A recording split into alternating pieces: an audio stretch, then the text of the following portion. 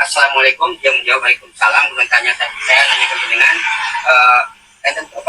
ternyata masih berlanjut kisah viral yang kemarin itu antara orang tua murid dengan LSM serta dengan PP atau Pemuda Pancasila yang sempat bikin heboh media sosial. Kini episode terbarunya. Katanya Kades menganti mengklarifikasi dengan menyebut tak ada bukti pungli, hanya cerita fiktif LSM yang meresahkan. Nah, mari kita tonton apa saja yang disampaikan oleh Bapak Kades ini yang sekaligus merupakan anggota atau ketua dari Pemuda Pancasila yang sempat ngamuk-ngamuk marah-marah kemarin itu. Itu yaitu pungutan pungli ratusan juta di SD Jatimulyo 1, dan itu sangat memprihatinkan. Jadi kami pada waktu itu melanjutkan dulu ke Manunggal, kemudian pulangnya jam 5:30 kita pulang langsung menuju ke tempatnya warga saya di itu. Kemudian di situ sudah ada LSM yang memang sudah meresahkan, khususnya di Kecamatan Cilong. Saya rasa saya mendengar sudah 3 kali meresahkan di Kecamatan Cilong. Makanya di situ saya bertanya pada waktu itu, kalau nggak salah ke Pak Sugiono, Ibu Dewi, ini Assalamualaikum, dia menjawab Waalaikumsalam. Bertanya saya nanya ke dengan enten Bapak kumpul wong dereng. Dan ini sinten iki Pak Sugiono kan. Sugiono dari mana Pak Sugiono? Dari LSM LPKSM Krishna Nusantara. Tujuannya dia menceritakan bahwa saya akan memberi sekolah gratis terhadap ibu putrane Bu Hermin yang sekolah di SD Jatimulyo 1. Kami sama saat MSN Pak Sugiono, maaf dengan lebih baik balik kanan dulu, pulang dulu, selayaknya bisa dengan datang ke sini, kemudian ke rumah dulu untuk izin terhadap saya adalah seorang kepala desa, agar supaya ini lebih pakai dengan prosedur yang ada pada waktu itu. Tapi Pak Sugiono-nya itu malah membantah, saya tidak akan mundur dari sini, saya tidak akan mencabut laporan saya, dan monggo kalau PP itu mau melindungi. Saya jawabnya seperti itu, saya tidak memakai PP karena saya kebetulan pada waktu itu karena saya spontanitas langsung dari kegiatan menuju ke warga saya atas informasi dari rekan saya Pak Sabit, Kepala Desa Jatimulyo. Jadi seperti itu. Alasan itu yang memancing Pak Kades emosi dan itu saya sangat tersinggung karena rekanannya Sugiono itu di rumahnya Hermi ini seolah kayak rumah sendiri. Loh, ini rumah siapa? Ini desa siapa? Kan tanya seperti itu. Dan dia memancing saya agar saya mungkin emosi, dan terpancinglah saya untuk mengatain dan sebagainya yang tidak layak, yang seharusnya saya seorang kepala desa mengutarakan itu seperti itu. Artinya emosi Pak Kades itu semata-mata itu karena dipancing dulu oleh Pak Sugiono. Itu dugaan pungli itu benar apa enggak? Saya rasa fiktif banget dan tidak benar, tidak mendasar, tidak ada bukti-buktinya.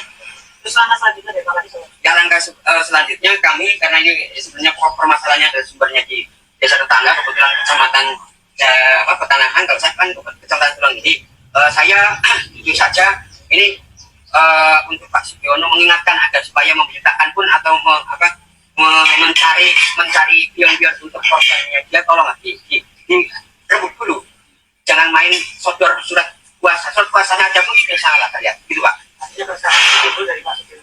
Nah, itulah klarifikasi dari Bapak Kades yang sekaligus dari anggota Ormas PP yang kemarin sempat viral marah-marah sampai mengatakan kalau nggak cabut laporan ya keluar dari desa ini, atau istilahnya mengusir warga kalau laporan dugaan pungli di sekolah negeri itu tidak dicabut di Polres setempat.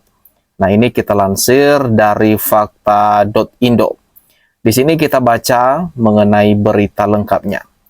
Kades menganti Supono memberikan klarifikasi terkait laporan dugaan pungli di SD Negeri 1 Jatimulyo, Kebumen yang viral kemarin.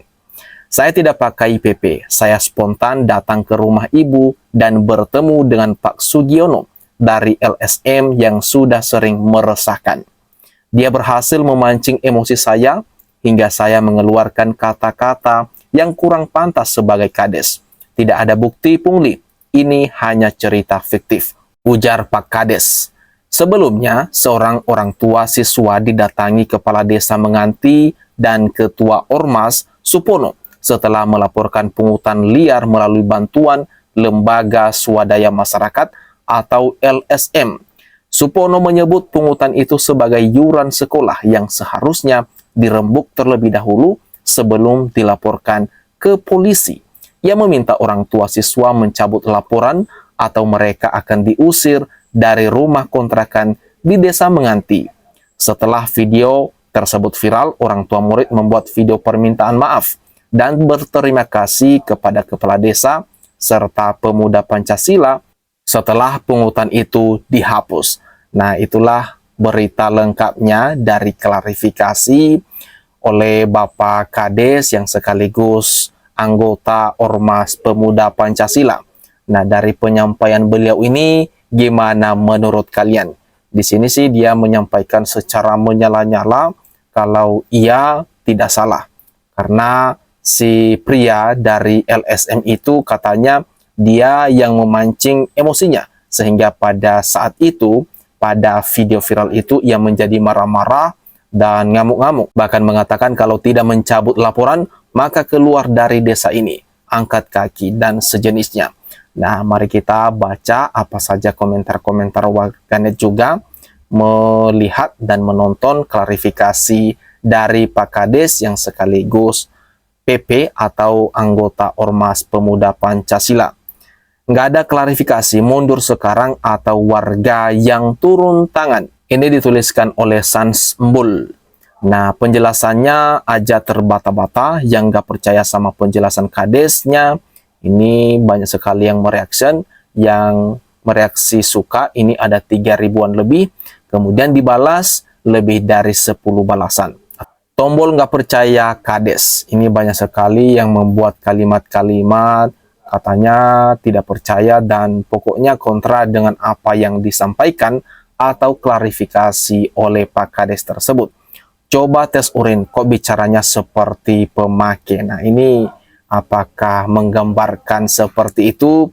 Saya juga tidak tahu. Silakan teman-teman atau kalian lihat apakah memang begitu. Ini dituliskan, dikomentari oleh Pasya FR. Kades tantrum, gak ada wibawanya sama sekali, kemalan. Nah, ini banyak sekali ya.